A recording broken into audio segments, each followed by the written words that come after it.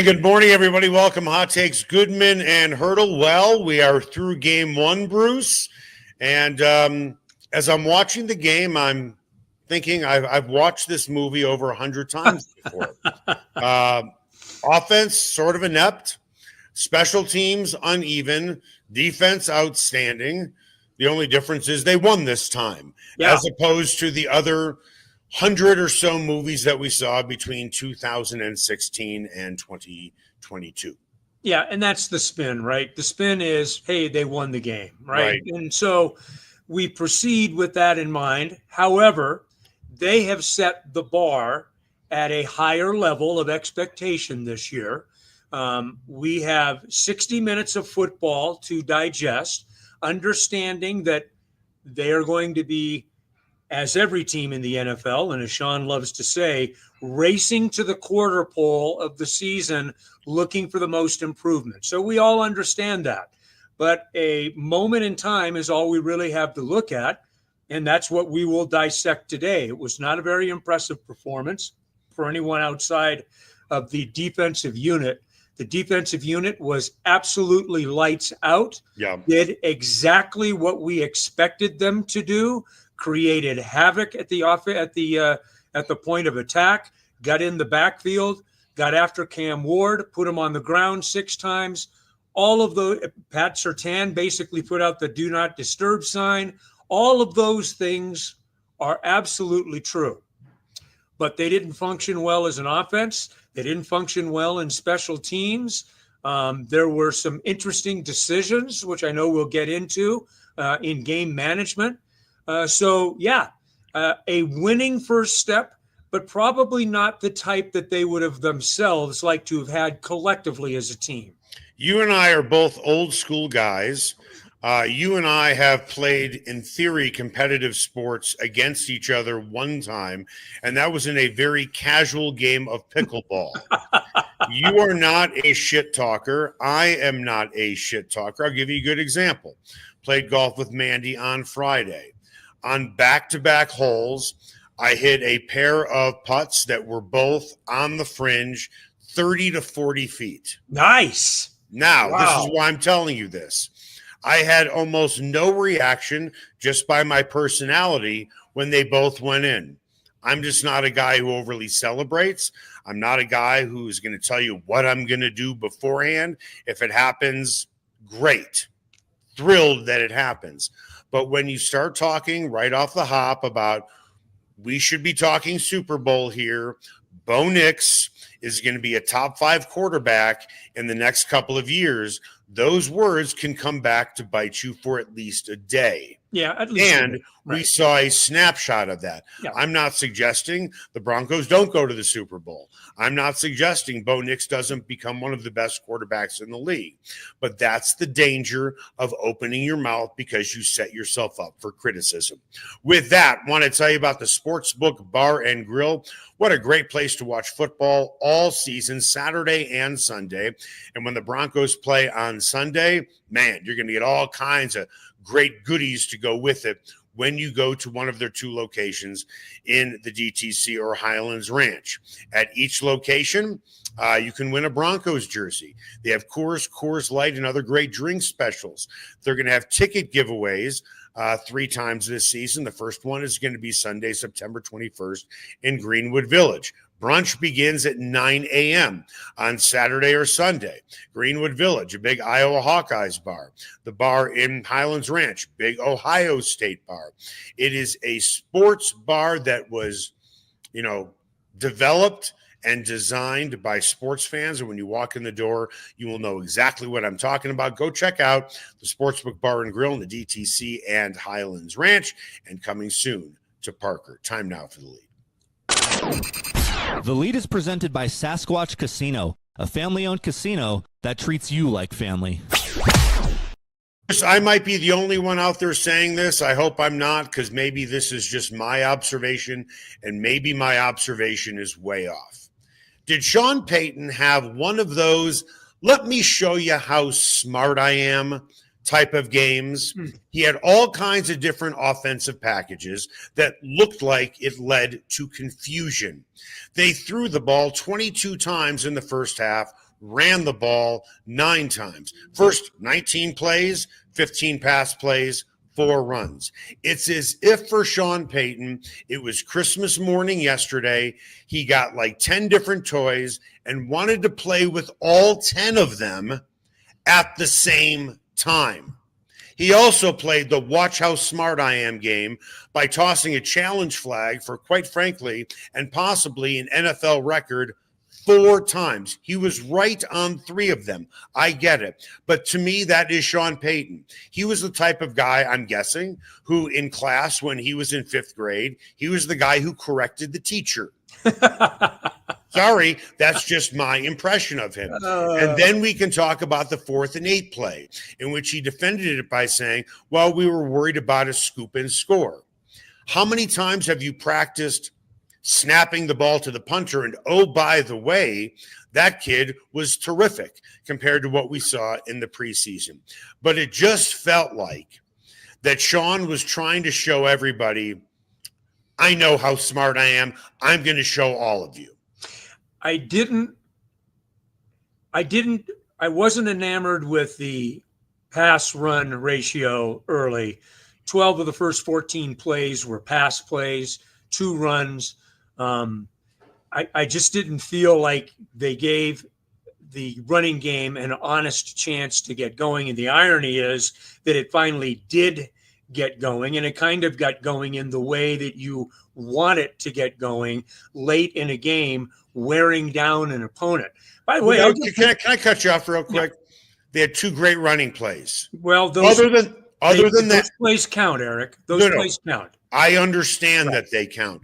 And I know it's not fair to say, well, if you take those away, but just for fun, I am going to take those away. Okay. And if you do take them away, those 2 runs, all right, out of the 30 that they eventually got, they ran for 2.9 yards a carry. Yeah. That's what they did. Now, to their credit, they stuck with the run. R.J. Harvey showed why they drafted him. J.K. Dobbins wound up getting a touchdown run in there. But overall, their running game, if you gave it a grade, a D would be fine. C minus. Yeah. Okay. Yeah. I'm not. We don't need to split hairs. Average at best, and only because of what you just said, because of the late success that they had. But they did have that success in much the way that you want to have success with an outside zone. But you are absolutely right. It was very halting up to that point, and they weren't able to impose their will. This was a game when you are talking the talk about the type of football team that you have. This is the type of game, usually we just say, you don't worry about winning games in the NFL. If you can win it, you take it. And you always do. But when there's a higher level of expectation, the way that you look doing it is part of the whole gig, right? I mean, when Bo Nix is talking about at the captain's dinner, we don't want to just be competitive. We don't want to just win games. We want to dominate games. I get it. And I salute that way of thinking. I salute it from Sean Payton. I salute it from Bo Nix and anyone else that wants to spout it. But you got to go out and back it up. And they did not go out and back it up offensively. Defensively, we're not having any conversations about defense. Defense was right spot on target, mid-season form, fill in the blanks as you check the boxes, be good with it. We're talking about the offense, and there are things in the offense that need a lot of work. And that's what the first 4 weeks of the season are for. Now, the thing is here, you got to keep winning games. You can't afford to go, 1-3 or really maybe even 2-2. And that may be a little bit of an overstatement, but certainly 1-3. Now, you're playing a football team this weekend in Indianapolis that scored on every possession. Every possession that they had, they scored against Miami. I'm not saying that's going to happen against the Broncos, but they're a capable football team. We've already seen what the Chargers are going to be like going on the road in 2 weeks. Then you come back and you got to deal with Joe Burrow on a Monday night. There is urgency even while you're trying to figure out who you are a little bit. I don't want to make you feel insecure by saying this, Bruce. I know you're a very secure 67-year-old man, but I have been cheating on you over the last 6 weeks. I do another show. I have another media spouse in Nate Jackson over at Guerrilla Sports. I'm shocked. And you and I have used this phrase many times. Sean Payton has forgotten more about football than we know. I would say the gap is far more narrow between Sean Payton and Nate Jackson. Nate pointed out on the show on Thursday, the one thing that is probably or will or could or will likely bog down this offense is not keeping it simple in the opening game. He said it's confusing for players. He said it's not a smart thing to do. Just keep the game plan simple. Sean Payton is well known for having all different types of packages that rotate in and out of the game from the sideline, all different kinds of fancy play calls. And to me, Nate was spot on. Sean made it look complicated with his play calls, and guys looked confused.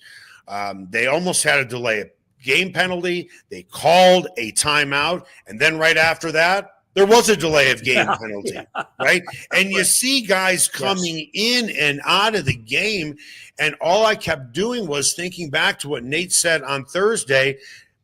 Sean is not keeping it simple. He got all these toys in the offseason, and he wanted to show everyone all of the new toys that he got and everything that he learned in the offseason, and he wanted to jam it down our throats game one, and it looked disjointed, specifically in that first half. Yeah, without question. Yeah, you're on target.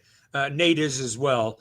I would say that the level of confusion in the first half was so overt that you wondered whether it extended to the coaching staff a little bit. They were really late getting – look, I don't mind displaying the shiny toys. But it's how you're doing it. Get them on the field, get them into their set, go make plays, and be as basic as you want to be. I mean, I don't think that team. Although I thought Tennessee was slightly better than advertised.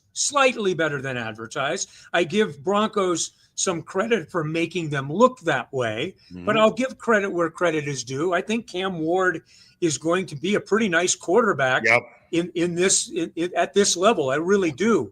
But yeah, I understand what you're saying. And the first half in particular was a very good example of that. Really late getting stuff in. It was frustrating. Bo Nix, obviously, who did not have a good day at the office himself. He was the first to admit it. Anyone with eyes saw it. So there are plenty of things that you've got to get better at, and you got to get better at quickly because you're going on the road against what seems to be pretty capable football team. I'll be the first to admit I don't remember the Titans' defensive formation in this particular moment, but after Harvey rips off 50 and Dobbins rips off 19 for a touchdown, do you remember what the first play was on their next offensive series? It was a pass. I can tell you. I can tell you because I wrote it down in my note. Right. It was a pass, and I'm thinking, okay, you just established the run. So what's Sean going to do? I want to go back to showing off Bo Nix and my passing offense. It's like he couldn't help himself. That's what it felt like. He just couldn't help himself. Yeah, it was a short. Yeah.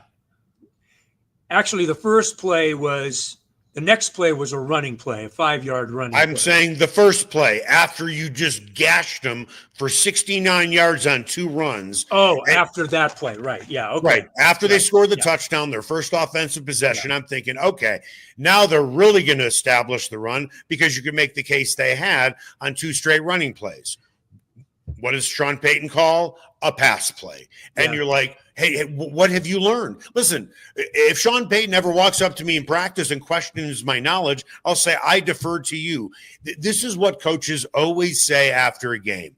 I need to look at the tape. Right? Now, His vantage point on the field is different than our vantage point, which is eye in the sky, which is either in the press box, watching the game on TV, and seeing multiple replays of it, right? Yep. That's the difference between the two. We are asking questions based on what we have seen from a better vantage point and with replay. So when he says, well, I got to go back and look at the tape, you can go back and look at the tape. You will see things differently than basically all media members, but at first blush, this is what we're seeing. And quite frankly, if we're all kind of in agreement on what we're seeing, that is what we saw. Yeah. Yeah, I mean, absolutely. He is a pass-happy coach. I mean, he loves to throw the football. It's also, if you go back and look at the teams that were really good in New Orleans, they ran the ball well. And I mean really well, not just okay. They ran the ball well. Look, it was a bad day for Bo Nix. But here is, and I make this statement with really strong confidence. If the Broncos get this outside zone thing figured out, and it's a big if right now, right? Based on yesterday, it's a big if. Yep. But if they are able to do what they want to do in that running style, they are going to be a huge problem in the AFC. Huge problem in the AFC. With you. Bo Nix will be far better than he was yesterday. That I think probably should go without saying. But if they are able to run the ball that way and wear you down, they are going to be a very difficult out.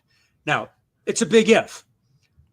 But when you watch that film today, I can't imagine being watching that film and not saying, damn it, we've got to be a really good running football team. As you were sitting in the press conference yesterday, and Sean knew he was going to be asked the question, going forward on 4th and 8, up by 8, they could kick a 54-yard field goal, they can punt the ball, or you can chuck it up in the air. And if it's going to be incomplete, that's where the Titans take over. It's not so much are you buying his reasoning that, well, we were worried that maybe a kick would get blocked or there'd be a scoop and score on a muffed punt attempt. For the amount of times that is practiced, is that where he really went with that? I mean, it's not so much were you buying it. If that's what he believes, that's what he believes. But my point is, does it make any sense to you, his reasoning? It didn't bother me as much as it bothered some others, and I understand, Bruce. I respect that. Yeah, I understand you're relying on your defense. Yeah, I get that. I can't remember the last time I saw a scoop and score on a muffed punt, meaning the punter muffs it, or it's a bad snap. That's why you practice it. Yeah. Put a little faith in your special teams, right? Yeah. Put a little faith in your special teams, which was uneven anyway. But truthfully, pretty uneven. What's pretty that? Uneven. Yeah, pretty uneven. Uneven is a nice way of putting it. I don't think I've ever seen Marvin Mims drop a punt in practice or in a game. I don't think I've ever seen it happen. But Bruce, for as uneven as the special teams was, they were a better unit than the offense. Mm-hmm. Well, so I'm going to put my faith in the unit that's playing better, not Bo Nix, chucking up what could have been a touchdown pass to Marvin Mims to maybe pad some stats. Yeah, the irony is that you could make the argument that he was forcing the ball to Cortland Sutton during the day, and then on that play, Cortland Sutton was wide open. Yeah. And he looked the wrong way. Wide open. And I mean wide open. But be that as it may, I didn't have as much problem with that as others.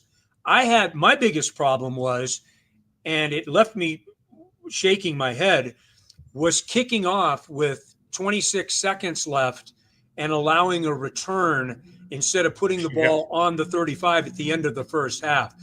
That one to me was like, what are you doing here? You give them the ball at the 35, 2 plays, and you're in the locker room. Now, okay, if they hit a big pass and then they kick a field goal, then fine, that's on you. But don't allow them, especially when they had shown some signs of having some success in the return game. I just didn't understand. Kick that one into the end zone. But those are the things that need to get worked out, right? Those are the things that need to get worked out on opening day. The 4th and 8 was a questionable call without question. It was a questionable call. That one didn't bother me as much. I get it. I mean, I understand it. And you know what? They lost a game in Kansas City in recent memory on a play where the ball got blocked at the end of a game. Now, it wasn't a scoop and score, but you get my point. Coming up after the break, Mike McGlinchey was succinct in his assessment of the defense. Thank God we have the defense that we do. The question really is, and you can chew on it as we go into break, is this defense really that potentially dominant, or did they just play a rookie quarterback with an offense that isn't very good, without very good wide receivers or tight ends, and Tony Pollard is okay? That's next. Sasquatch and Wildcard Casinos in Black Hawk have another incredible promotion. They'll be giving away a Ford Maverick Tremor truck or over $25,000 in cash the weekend of October 24th. Daily cash drawings are every 45 minutes between 10 a.m. and midnight. Players can earn daily entries with every locked-up jackpot or by redeeming players' points on their players' cards. Sasquatch and Wildcard Casinos, loose slots, phenomenal promotions, great food, and a family-owned casino that treats you like family. Everyone has their favorite sports bar. Mine, the Sportsbook Bar and Grill in Highlands Ranch in the DTC. Both locations are everything a sports bar should be. An upscale menu with 12 different burgers, outstanding wings, and my favorite, the Philly cheesesteak egg rolls. They've got every game on the NFL Sunday Ticket, MLB Extra Innings, NHL Center Ice, NBA League Pass, plus soccer, rugby, and UFC. Sportsbook is a hangout bar or great for private parties. The Sportsbook Bar and Grill in Highlands Ranch, the DTC, and coming soon to Parker. They are the sports bar. Ever wondered where city and county fleet vehicles go when they retire? Now's your chance to find out and score big. Imagine driving away with a great deal on a reliable vehicle. For over 45 years, Roller Auction has been the trusted source for government fleet vehicles and equipment. Trucks, SUVs, sedans, and more, all selling to the highest bidder. Don't miss out. Visit roller.bid/hottakes to get auction updates today. Your next vehicle could be just a click away. Spice up your next night out at Nola Jane and Lodo. Authentic Cajun cuisine like andouille sausage gumbo with dirty rice, crawfish etouffee, as well as 6 different po' boys like soft-shell crab and shrimp. Come in before or after a game at Ball Arena. Host a party or party on their rooftop deck overlooking Market Street during happy hour from 11 a.m. to 5. Plus, Nola Jane caters, delivers, and the kitchen is open late night. Make Nola Jane your new favorite spot to eat, drink, and party like it's Mardi Gras. Ferguson's Heating and Cooling is the best in Denver, and their customers agree. Ferguson's has 165 5-star Google reviews, and here's one from Betsy. Highly professional, prompt, and honest. I switched to Ferguson's when I became aware my former company was trying to sell me a whole new system I didn't need. Ferguson's is an honest, working, family-owned business that'll give you a fair price, the highest quality parts and equipment, and they always show up on time. You can trust the Ferguson family like you trust your own family. Go to fergusonsheatingandcooling.com. Everyone has their favorite barbecue spot. Mine, Smokin' Dave's Barbecue and Brew. My favorites, slowly smoked ribs, smoked corned beef Reuben, smoked meatloaf with a portobello balsamic cream sauce. And don't forget about Smokin' Dave's 16-hour smoked brisket and pork with one of their 4 homemade barbecue sauces. Great sides, you bet. Barbecue beans made with pork and brisket and their southern corned bake. Man, you gotta try it. Plus, they have amazing non-barbecue entrees on the menu. Go where I go, Smokin' Dave's Barbecue and Brew in North Denver. And welcome back, Hot Takes, Goodman and Haertl. Time now for What's Trending. What's Trending is presented by Nola Jane in the heart of Lodo. No one does Cajun cuisine better than Nola Jane. Go see why their award-winning menu is the best in town. Mike McGlinchey said after the win, thank God we have the defense that we do. Defense held the Titans to 7 total first downs, 135 total yards, negative yardage for the entire second half, 6 sacks, forcing a pair of turnovers. And the Titans started on the Broncos side of the field 5 times and scored a pair of field goals. How impressed were you with this defense, or are you a little bit more cautious to say they got themselves a rookie quarterback? They played against a team that is beyond undisciplined on so many different levels. Think about this for a second. Yeah. 135 total yards, 131 yards in penalties. Right. And then their head coach brilliantly decided to have his quarterback throw in the shadow of his own end zone late in the first half, which eventually led to a Broncos touchdown. Yeah, I thought the Broncos' finest moment defensively, and they had a bunch of them, was in a 1-point game after a turnover. They start the ball on the other side of the 50 in the Broncos, and then boom, 2 sacks takes them out of field goal range.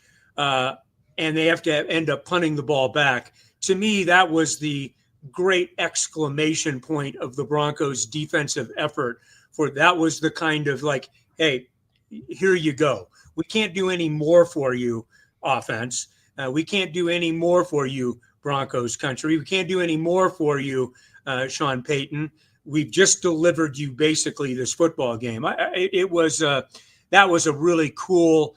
It was a 3-play segment, 2 sacks in 3 plays that pushed the ball way, way back. And that was remarkable. It was just that kind of effort pretty much all day. I mean, they gave up the 3 early, but they settled down very nicely. And even though Tennessee ran the ball a little bit here and there, never ran it in any kind of sustained fashion that would help their passing attack. Pat Surtain took out basically 1/3, 1/2 of the field. He was only targeted they didn't even bother throwing at Pat Surtain, which is remarkable. I thought Riley Moss, with all of the traffic coming his way, handled things pretty dang well. I thought Talanoa Hufanga was fantastic in his debut, played really well. And I thought that VJ really dialed up some creative work with their stunts and with their blitzes. And he was right on the regular kind of blitz rate, one of the tops in the NFL. And with those guys, why wouldn't you be one of the top blitzing teams in the NFL? It was as good of effort you could have hoped for on an opening day. So you and I had this conversation more than a few times. Broncos might want to consider signing Nick Bonitto before the start of the season. Right now, he is the 10th highest paid edge rusher. If his deal wasn't done, he'd be at 9 or 8. 9 quarterback pressures and all of the havoc that he caused out on the field. Talk about a guy earning that extension. But thank goodness they signed him, because Benito's camp could have asked for more. And I'm not saying the Broncos would have been forced to pay more, but you'd be like, how can we not pay this guy more? Yeah, it was I love deals, and I know you do too, that are great for both sides. When both sides feel like, you know what, I got what I wanted. And I think that those sometimes they're rare in the NFL. And usually you can look at one side, gets the win and the other side doesn't. I felt with Bonitto, it was really as I did with Zach Allen, as I did with Jonathan Cooper and Pat Surtain before them. You felt like they were mutually beneficial agreements, really good for the team, really good, and hopefully good for the player. The only way you can gauge it for the player is whether or not they are satisfied with the deal. I've never heard one bit of a grumbling from anyone that made a deal and then wanted to have it reworked. a la Micah Parsons or Right. fill in the blank, right? So Okay, yesterday. yeah, no kidding. The Packers were you might make the argument the Packers were the most impressive team in week one. Although that damn Ravens Bills game last night was just off the cuff. Here's a little gambling for you. The Wow. line on that game was Bills -1.5. Is that they were right? down 40-38. Millions and millions of dollars changed hands when our old friend Matt Prater hit that field goal. God almighty. Unbelievable. They came from 15 down in the fourth quarter for I think it's the fourth or fifth time under Josh Allen that they've come back from that big of a deficit in the fourth quarter. And oh, by the way, Crazy. just for fun, looking back at the history, it's not even close. And I mean, not even in the same zip code, not even in the same solar system as the greatest comeback in the history of what used to be called Rich Stadium, which was back in the 1990s when the Bills were down 38-3, if I'm not mistaken. That's right. Jim Kelly gets injured. Frank Wright comes in, the backup quarterback, who, by the way, also engineered one of the greatest college comebacks of all time as well. That was a tremendous game. But getting back to this Broncos game, you could give a game ball to just about every single player on the defense. For the sport of this conversation, you can give out 3 game balls on defense. I'm going to say Benito's one of them for sure. That's why I said 3. Originally in the show notes, I said 2, but you have to give one to Benito because that's obvious. Give me the other 2 because honestly, no matter who you say, you can argue for somebody else. Pat Surtain gets one for just basically just doing his job in an almost, hey, I'm over here kind of way. Calvin Ridley was an absolute non-factor in this football game. Well, he dropped a lot of passes too. He was a non-factor in this football game. Whether he's catching the ball, not catching the ball, I don't really care. He was a non-factor in this football game. I thought Jonathan Cooper was really good, and I thought Zach Allen was really good. It's hard to do. And that's what I meant by whoever you say, I can argue 2 other guys. I can give you 2 guys. You could argue 2 other guys. That's why you need to give out 11. But if I see all of the guys you named, I wouldn't give a game ball to. Right. Not that they're not deserving of it. I'll start with Justin Stranad, who filled in for Dre Greenlaw. And he was terrific. Yes, he was. Riley Moss made some terrific plays. And then Hufanga was incredible. Yep. Led the team in tackles. And let's not forget about Brandon Jones, who was solid out there as well. And that's what I mean.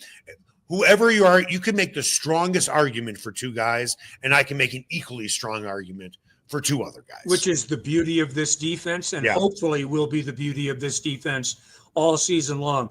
This is the beginning of me in the years that I've done this, many, many years, too many to admit. I have the curiosity of whether I am seeing the start of the best unit that I have ever covered in a NFL season.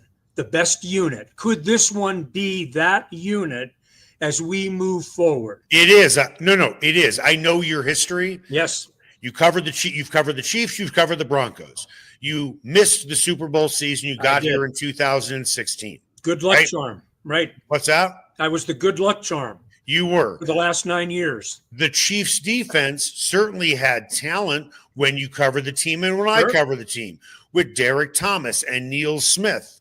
They had Duron Sherry. I mean, they had a lot. They Sally Amua. They had a lot of great, but not dominant. Nope. Like this. And even when you covered the Chiefs with Joe Montana, and I covered them with Joe Montana, and they had Montana and Marcus Allen, the offensive line was very good, but their collection of wide receivers was just okay. Yep. And their tight end, I can't even remember who it was. It'd take me a while to get there.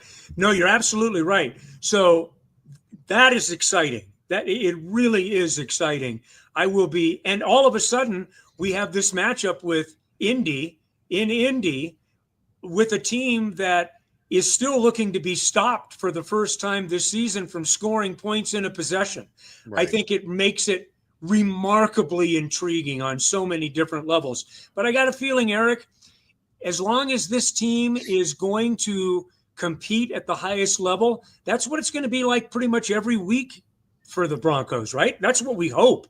I want to go back to something else that Nate said on Thursday during our show on Gorilla, Going Deep with Jackson and Goodman. And I did disagree with him on this. He said losing the game wouldn't be such a bad thing because there are going to be teachable moments. Sure. Maybe it takes the air out of their tires a little bit. After all, we are a Super Bowl team. Bo Nix could be a top 5 quarterback in the next 2 years. You always want to have teaching moments. The Broncos defense doesn't need a whole lot of, teachable moments. The offense does, the special teams does, and you would much rather have teachable moments in a win than a loss. Yep, absolutely fact. And they got plenty of them. Yes, they do. More than they bargained for. You always want them. You just may not want as many of them as they're going to have this week. And obviously the Colts present an entirely different array of challenges, as do the Broncos for the Colts. That's the cool thing about the NFL. We get into these matchups each week that can be so totally different. There are things to build upon, not the least of which is a defense that was absolutely knockdown, drag out good for an opening week. I'm very intrigued to see how this week evolves, and really intrigued to see how the offense evolves into next week. Evan Ingram got into 36% of the snaps and then was out with a little bit of a calf. Yeah. So we got to pay attention to that. Will Dre Greenlaw get back on the field this week? Do they want to get him back on the field this week? We have to pay attention to those kinds of things. There's lots of things now, as there always are, in the moving parts of a season once it gets going that you got to be very, very aware of on an almost minute-to-minute basis. Give me a quick answer on this. Did you ever feel really at any time the game was in doubt that the Broncos were going to win? Really? I mean, viscerally, like, no, probably they're not. in trouble. No, Okay. I wouldn't say no. So while it's not fair to go back, and I'll use Sean Payton's words, what happened between 2016 and 2022, that's not his hump. I get it. I know it's not your hump. But how many times did Broncos country watch a game like they did yesterday and the script was flipped, right? The Broncos are the inferior team against the other team, yet the game is close, and you're thinking we have a shot at the upset, and then you don't win the game, right?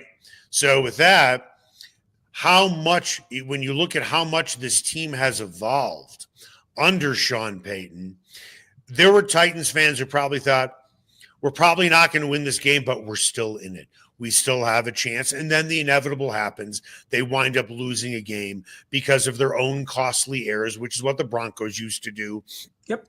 For as good as the Broncos defense had been during that time frame, which was 2016 to 2022, the defense dominated many, many games. Yep. Until with about 5 minutes to go in the fourth quarter.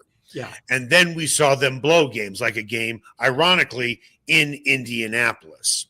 But it's nice to be on the other side of this, isn't it? Yeah, and we really we haven't even talked, and this is a testimony to what you're saying. If you're -2 in turnovers in the NFL, you're going to lose more games than you win. Right. And because you're taking away basically 4 offensive possessions. And that's what the Broncos did yesterday. Took away essentially 4 offensive possessions and still found a way to win the football game. You know what this game was similar to? Not in terms of style. Colorado's opening game against Georgia Tech. Yeah, interesting. Georgia Tech started with 3 consecutive turnovers. And it's funny, a friend of mine who works at ESPN, he was doing their halftime and post-game shows. He and I were texting during the Colorado game. Right. And he said to me, what do you think? I said, Georgia Tech's the better team. Yeah. Despite the 3 turnovers, they're still the better team, and they're likely going to win this game. And that's what we saw yesterday. Almost the same exact thing. Yeah, you're right. Good call. Good comp. Absolutely. And we will, as the week rolls out, have an interesting discussion on the quarterback situation at Colorado. An issue for another day. Maybe it's not an issue because maybe Staub is the guy. But it looked like it. But I'll tell you this. I've heard of quarterback competitions with 2 quarterbacks.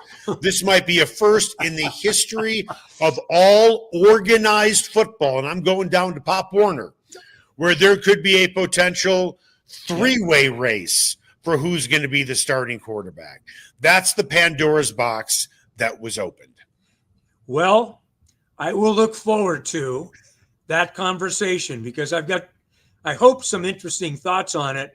And some interesting thoughts on Colorado and where they go from here, heading to Houston, which on the surface doesn't feel like a big game, but I think it's going to be a big game for Colorado. I think they learn a lot about themselves in this game on the road for a lot of reasons. Do you think the broadcast crew is going to do what they used to do for the Broncos and like have a carousel for the quarterbacks and you have Staub and Juju and Salter and it keeps rotating, and you think we will potentially see that? I hope not, because it's such it's so cliched, yeah, and it's so tired. Yeah, but it's still relatively new for Colorado, and it is interesting that there was one guy in the market and saying that he thought that there would be a quarterback situation at Colorado. And that was the coach over at Altitude, Mike Sanford. Mike Sanford, and we recruited Staub though. Yeah, but I'm going to give him his flowers on this. Yeah, he called it. He said he thought by game 5 or so, or game 6, that Staub would be in the conversation. Well, guess what? He's in the conversation after game 2. Nice job, coach. He should be in the conversation. Yes. And he probably, here, I'll throw this out here now as a tease as much as anything else. I think as of right now, snapshot of today only, Juju is not on this roster at this time next year. That would be my guess. And here's the reason why. Not because Juju's not good enough. Staub has 3 years left of eligibility. Yeah. If he is decent, Juju stays. And Juju can redshirt if he wants to, but he's still going to be missing 2 full seasons if Staub is the starter as a non-redshirt. Yeah. Right? Yeah. So if Staub is clearly the guy, Juju is gone. And Salter has wasted his final year of eligibility. But at the end of the day, for as much as I feel badly for Salter, for as much as I feel badly for Juju for potentially wasting a year here for the entire program, I think it's great if Staub is actually their guy. I'm with you. So right now, it looks like they have a better chance of winning games with Staub than they do the other 2. No fault of Juju. No. The kid's 17. 17 years old. Right. And then you look at Salter, who's new to this program. Remember, Staub has had the great fortune of learning at the feet of Pat Shurmur. Well, it served him well on Saturday against Delaware. But, hey, you know what? It looked like Delaware was going to be 10-7 at half. Right. And he made a big play to give him that 17-7 cushion, and then the big play early in the third quarter to push it out to 24-7, and then the game was basically over. So pretty intriguing stuff. When Delaware hopped on the field, their helmets looked like Michigan. By the end of the game, they looked like Delaware. That's going to do it for us. Hot Takes, Goodman and Haertl. Make it the best possible day you can.